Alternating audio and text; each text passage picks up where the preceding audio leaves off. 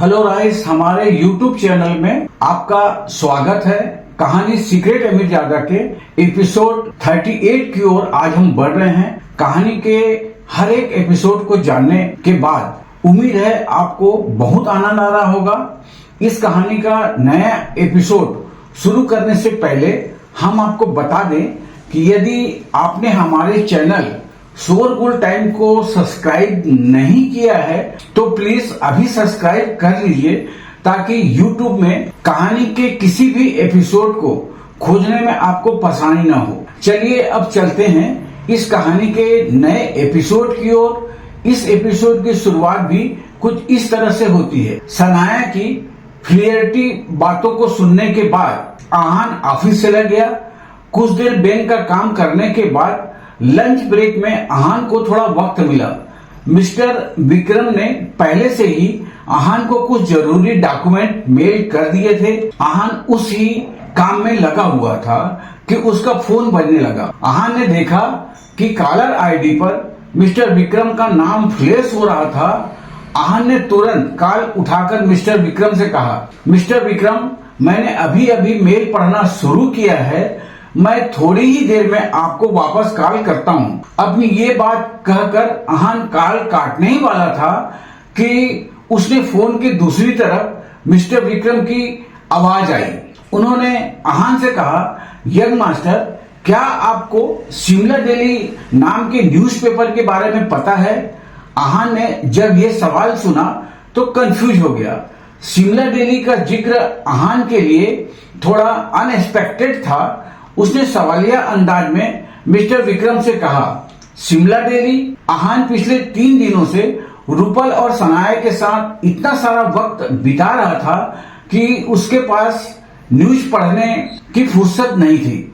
Mister Vikram ने जब आहान का कंफ्यूज टोन सुना तो उन्होंने अंदाजा लगा लिया कि आहान को बाहर क्या हो रहा है इस सब का कोई आइडिया नहीं होगा।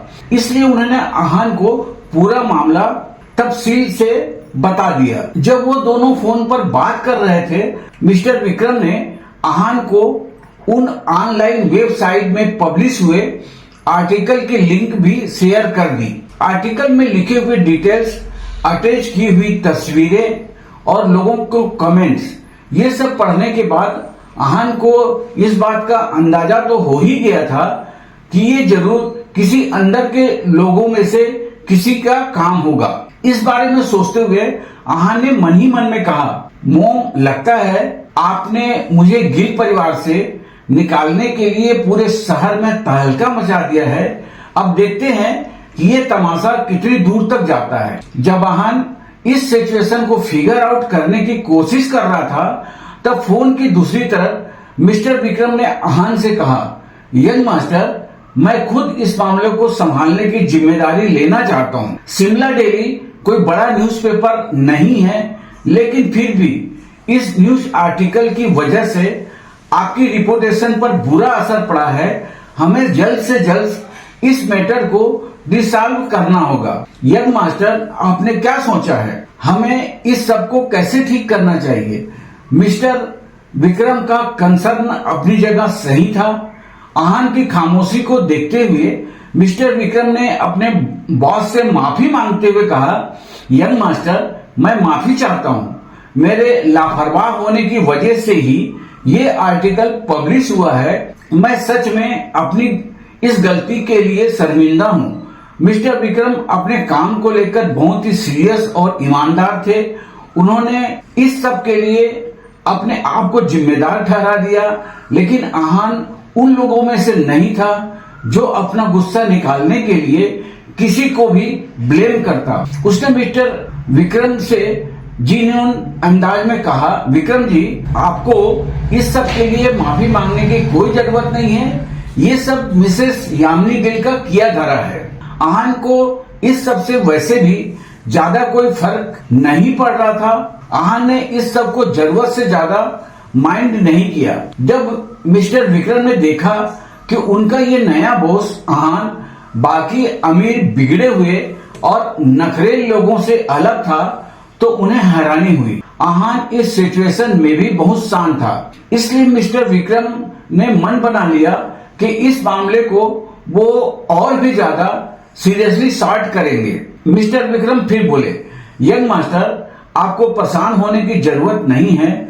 मैं आज ही जाकर शिमला डेली न्यूज़पेपर ब्रांड को खरीद लेता हूँ। साथ ही शिमला डेली के उस चीफ एडिटर को मैंने ढूंढ लिया है जिसने उस घटिया और रिपोर्टेशन बिगाड़ने वाले आर्टिकल को पब्लिश करने की परमिशन दी है।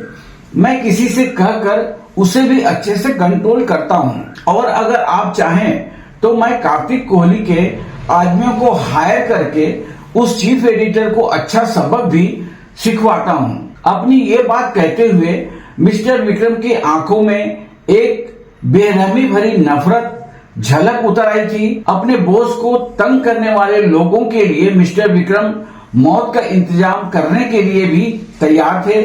मिस्टर विक्रम के दिमाग में तो मिसेस यामिनी मैकगिल को भी उनकी सही जगह दिखाने का प्लान तैयार था, लेकिन उन्होंने इसलिए खामोश रहना सही समझा क्योंकि मिसेस गिल सनाया की मोम थी, और स्प्रिंग कॉर्पोरेशन वाले डील के समय मिस्टर विक्रम देख चुके थे कि सनाया उसके बॉस की बॉटम लाइन थी। अगर सनाया को कुछ भी हो जाता तो उसके यंग मास्टर आहान इस दुनिया को तबाह कर सके इतने गुस्से हो सकते थे। जब आहान ने मिस्टर विक्रम का ये रिवेंज प्लान सुना तो उसने तुरंत मना करते हुए उनसे कहा, बिल्कुल नहीं विक्रम जी, शिमला डेली को खरीदने का और किसी चीफ एडिटर को सबक सिखाने की कोई जरूरत नहीं है।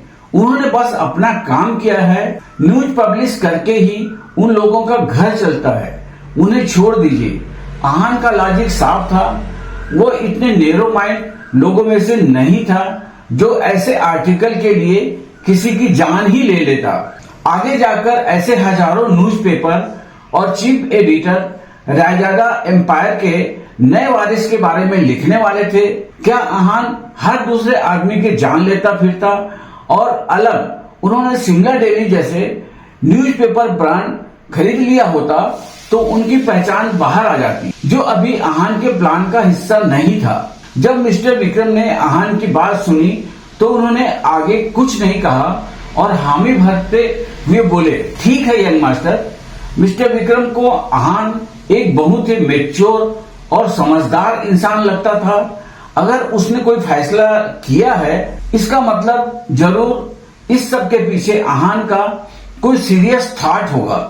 ये मिस्टर विक्रम समझ चुके थे। आहान ने फिर सबसे जरूरी बात पर आते हुए कहा, विक्रम जी, स्प्रिंग कॉर्पोरेशन का काम कैसा चल रहा है? क्या अब तक रिसोर्ट बनाने का प्रोसेस शुरू हो गया है? आहान मिस्टर विक्रम से सिर्फ काम के बारे में बात करना चाहता था। मिस्टर विक्रम ने आहान को नए प्रोजेक्ट का फॉलोअप देते हुए कहा, यंग मास्टर, रिसोर्ट का कंस्ट्रक्शन तो शुरू हो गया है, लेकिन हमें अभी अभी कुछ टेक्निकल इशू नजर आ रहे हैं। हमारे आर्किटेक्ट के साथ बात करने के बाद हम इस नतीजे पर पहुंचे थे कि हमें कुछ एंटीमेशन एक्सपर्ट को हायर करना पड़ेगा, और कार्तिक कोहली यूरोप से कुछ एक्सपीरियंस लोगों को हायर कर चुका है। मैंने भी एक बार अपने एंड से चेक किया है और कोई प्रॉब्लम नहीं है। मेरा ऐसा अंदाजा है कि अगले कुछ दिनों में टेक्निकल इशू सॉल्व हो जाएंगे। आहान इन सब बातों को बहुत ही ध्यान से सुन रहा था। आहान ने फिर मिस्टर विक्रम से कहा, विक्रम जी, अगर स्प्रिंग कॉर्पोरेशन से रिगार्डिंग कोई भी डिसीजन लेना हो तो आप मुझे इस बारे में रिपोर्ट करिएगा। मैं इस प्रोजेक्ट में कोई गड़बड़ नहीं होने देना चाहता। आहान ने वैसे तो सच कहा था, मगर असल बात तो ये थी कि आहान को अभी तक मिस्टर विक्रम पर पूरी तरह से भरोसा नहीं था। इसमें आहान की कोई गलती नहीं थी, क्योंकि मिस्टर विक्रम कई सालों से आहान के पापा आदित्य रायजादा के लिए काम करते आए थे, और आहान के पापा आदित्य रायजादा ने ही मिस्टर विक्रम को आहान के साथ काम करने के लिए भेजा था। आहान भले ही एक बार के लिए मिस्टर विक्रम पर यकीन कर सकता था, लेकिन रही बात उसके पापा की, तो आहान चाह कर भी बेफिक्र नहीं हो सकता था। यही वजह थी कि आहान को सब कुछ अपने कंट्रोल में रखना था। मिस्टर विक्रम को आहन की बात के बारे में कुछ भी अजीब नहीं लगा।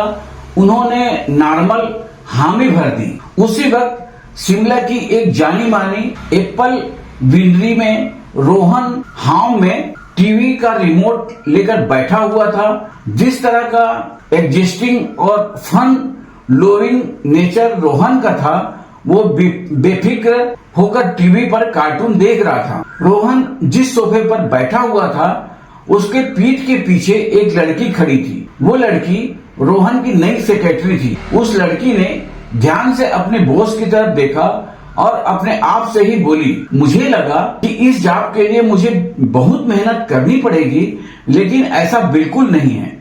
लगता है मेरा गुड लक कुछ ज्यादा ही अच्छा है। जहां एक तरफ ये लड़की जो कि अभी अभी रोहन की सेक्रेटरी बनी थी, उसे अपने नसीब पर नाज हो रहा था, वही सच तो ये था कि जब रोहन ने उस लड़की को देखा, उसे एकदम से रूपल की याद आ गई, क्योंकि ये नई लड़की कुछ कुछ रूपल की जैसे दिखती थी। इसलिए रोहन ने उसका नाम भी पूछे बिना उसे नौकरी दे दी थी। लेकिन उस लड़की को जॉब पर रखने के बाद रोहन रूपल से मिलने उसके घर चला गया था। रोहन का फैमिली बिजनेस काफी बड़ा था। रोहन की फैमिली वाइन के बिजनेस में थी और वो लोग काफी अमीर और फेमस भी थे। पिछले कुछ दिन बहुत शराब पीकर गम मनाने के बाद रोहन ने सोचा कि कंपनी जाने से बेहतर होगा कि वो विंडरी मतलब वाइन की फैक्ट्री में आकर अपना टाइम स्पेंड करे। बहुत देर तक कार्टून देखकर हंसने के बाद रोहन ने ऑर्डर फैलाते हुए कहा, मेरे लिए एक ग्लास फ्रूट जूस ले आओ। आखिरकार रोहन की नई सेक्रेटरी को काम मिल गया था। उसने तुरंत अपने हैंडसम बॉस की बात पर हामी भरी और कैंटीन में जाकर एक ग्लास ताजा फ्रूट जूस लेकर आ गई। जो लड़की अब तक अपने गुड लक की शुक्रिया करते हुए नहीं थक रही थी, जल्द ही उसकी किस्मत बदलने वाली थी। जैसे ही नई सेक्रेटरी हाथ में फ्रूट जूस का गिलास पकड़कर रोहन के सामने गई, रोहन की नजर उस लड़की पर पड़ी। एकदम से जो रोहन अब तक कार्टून देखकर हंस रहा था, उसके चेहरे का रंग काला पड़ गया। रोहन को अब रूपल का चेहरा देखकर बहुत बुरा लगता था, लेकिन प्रॉब्लम ये नहीं था। प्रॉब्लम तो ये थी कि उस दिन के बाद जब भी रोहन रूपल के बारे में सोचता था, उसे आहन याद आ जाता। वो ढीठ आहन जिसने रोहन के मुंह पर उसकी बेइज्जती की थी। जैसे ही रोहन को आहन का रोबीला और कॉन्फिडेंस भरा चेहरा याद आया, उसकी आंखें गुस्से से लाल हो गई। रोहन ने अपनी नई सेक्रेटरी की तरफ गुस्से से देखा और उसके हाथ से जूस का ग्लास लेकर जमीन पर पटक दिया। ये देखकर वही नई सेक्रेटरी घबरा गई। उसे अब अपना ये बॉस बहुत हैंडसम होने के साथ साथ ही खुश मिजाज और फ्रेंडली भी लगा था, लेकिन रोहन की इस हरकत ने उस नई सेक्रेटरी को डरा दिया। वो बेचारी इतनी घबरा गई थी कि कभी भी रोना शुरू कर देती, लेकिन फिर भी उस नई सेक्रेटरी ने बहुत हिम्मत करके अपनी बॉस से सवाल करते हुए कहा, सर सर सर, क्या मुझसे कोई गलती हुई है? प्लीज मुझे माफ कर दीजिए, लेकिन मैंने किया क्या है? वो लड़की अपनी जॉब को तो बचाना ही चाहती थी, लेकिन वो ये जानना भी जरूरी समझती थी कि उसके बॉस को किस बात से गुस्सा आया था। लेकिन रोहन के गुस्से होने की वजह न ही वो लड़की थी और न ही उसने कोई गलती की थी। रोहन को तो कुछ और ही परेशान कर रहा था, लेकिन वो इस बारे में किसी को कैसे बता सकता था? आफ्टर ऑल, जिस लड़के को सारे शिमला का हाई क्लास हैंडसम और डिसेबल समझता था, जिसे सारी लड़कियां पसंद करती थी और उसके अटेंशन के लिए तरसती थी, रोहन को उसकी खुद की फियांस उसे धोखा दे रही थी। जैसे ही रोहन को वो सब याद आया, उसने चिल्लाकर अपने नई सेक्रेटरी से कहा, निकलो यहाँ से और कुछ दिनों तक मुझे अपनी शक्ल मत दिखाना। तुम अंडरग्राउंड हो जाओ, निकलो, मुझे तुम्हें नहीं देखना, जाओ जाओ। अब वो नई सेक्रेटरी पहले से ज्यादा हैरान हो गई। क्या उसके इस बॉस को बिपोलर साइंड्रोम था? वो ऐसा कैसे कर सकता था? उस नई सेक्रेटरी ने अजीब तरह से रोहन को देखा और वहां से भाग गई। उसके जाने के बाद फिर से उस रूम का दरवाजा खुला। रोहन ने गुर्राकर कहा, मैंने कहा ना जाओ, क्या तुम्हें सुनाई नहीं दिया?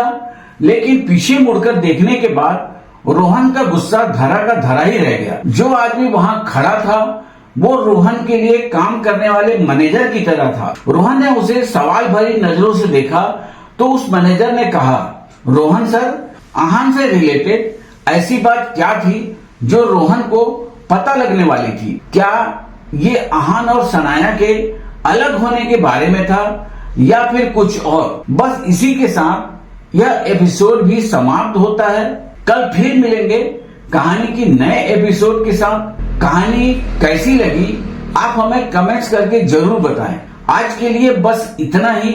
अब हमें इजाजत दीजिए। नमस्कार, धन्यवाद।